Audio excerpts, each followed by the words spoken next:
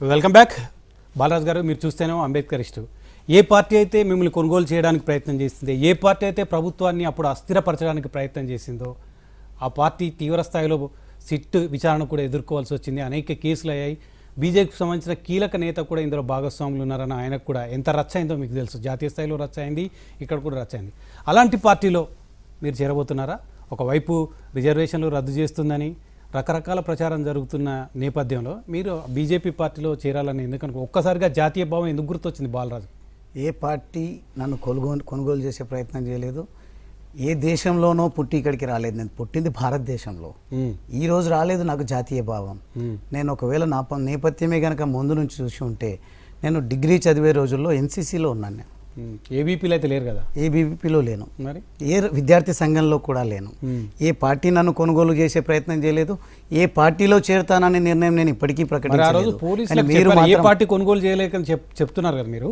ఆ రోజు నన్ను ఏ పార్టీ కొనుగోలు చేసే ప్రయత్నం. ఎస్ బాలరాజు గారు, ఆ రోజు ఫామ్ హౌస్ కేసు అయినప్పుడు మీరు పోలీసుల దగ్గరకు వచ్చి ప్రభుత్వ వాదన వినిపించారు, కానీ మీ వ్యక్తిగత వాదన వినిపించలేదా? నేను ఏ వాదన వినిపించలేదు. మీడియా వాళ్ళు కూడా నా ముందుకు వచ్చేటువంటి ప్రయత్నం చేస్తే అన్ని విషయాలు మీకు త్వరలోనే తెలుస్తాయనే మాట చెప్పి ఇప్పటికైనా తెలిసిందా? రావడం త్వరలోనే అన్నారు కదా. ఇప్పుడు మీ ప్రభుత్వం పోయింది, కొత్త ప్రభుత్వం వచ్చింది, అది కూడా దాదాపు 2 సంవత్సరాలు కావస్తుంది. ఇప్పటికైనా చెప్తారా ఏం జరిగింది అనేది స్పష్టంగా? అసలు మొత్తం ఫామ్ హౌస్కు సంబంధించిన ఎపిసోడ్కి సంబంధించి మీకున్న అవగాహన ప్రకారం మీరేం సాదాసీదా నేత కాదు. 2 సార్లు ఎమ్మెల్యే అయ్యారు, చట్టసభలో 2 సార్లు ప్రాతినిధ్యం వహించే అవకాశం వచ్చింది, ఎంపీగా కాంటెస్ట్ చేశారు, అపారమైన అనుభవం ఉంది. ఏం అనిపిస్తుంది మీకు? ఆ డిజైన్ ఎవరు చేశారు? పాత్రదారులు, సూత్రధారులు ఎవరైనా తెలిసిందా ఇప్పటికైనా మీకు? నాకు అర్థమైనంత మేరకు అయితే మాత్రం ఎవరో కొనుగోలు చేయడానికి సిద్ధంగా ఉన్నారు, ఎవరో అమ్ముడు పోవడానికి సిద్ధంగా ఉన్నారు.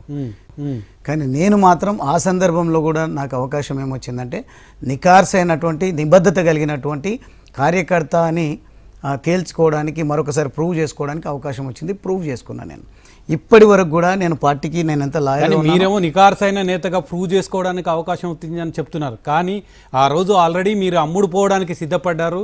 మీరు అమ్ముడు పోవడానికి సిద్ధపడ్డ క్రమంలోనే మీ ఫోన్లో ట్యాప్ అయిన తర్వాత మిమ్మల్ని పిలిచి సీరియస్గా మందలించి ఆ ఆపరేషన్కి సంబంధించిన అప్రూవర్గా మార్చారనేది బయట ప్రచారం ఇప్పటివరకు జరుగుతుంది.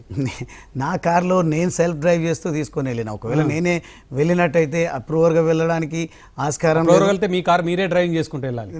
నేను నా ఆదేశాల మేరకు వెళ్తా తప్ప నేను పార్టీ ఆదేశం మేరకు వెళ్ళడం జరిగింది. పార్టీ అప్రూవర్గా మారమని పంపిస్తుంది. అంటే మీరు సీక్రెట్గా చేయాలనుకున్న ఆపరేషన్కి సంబంధించిన పార్టీ దగ్గరికి సమాచారం వచ్చింది. ఆ సమాచారాన్ని అందుకొని మిమ్మల్ని బెదిరించిన తర్వాతనే ఆ farm house, Aziz Nagar farm house operation జరిగింది అనేది ప్రచారం. అది మీకు అవగాహన ఉందా అట్లా జరిగిందని? అట్లా జరిగింది, అందుకే నష్టపోయినాం కూడా. కానీ వ్యక్తిగత ప్రతిష్ట దెబ్బతిన్నదా బాలరాజు గారికి? ఏమైనా వ్యక్తిగత ప్రతిష్ట ఆ సమయం వరకు కొంచెం అనిపించింది. దాని తర్వాత రాజకీయంగా కూడా ఓటమి పాలు కావడానికి అది కూడా ఒక ప్రధానమైన కారణమైంది. కానీ నా ఆత్మసాక్షిగా చెప్తా ఉన్నా, నేను నమ్మేటువంటి దైవ సాక్షిగా చెప్తా ఉన్నా, నేను ఎవరికి అమ్ముడు పోలేదు. నన్ను కొనుగోలు చేయడానికి ఎవరు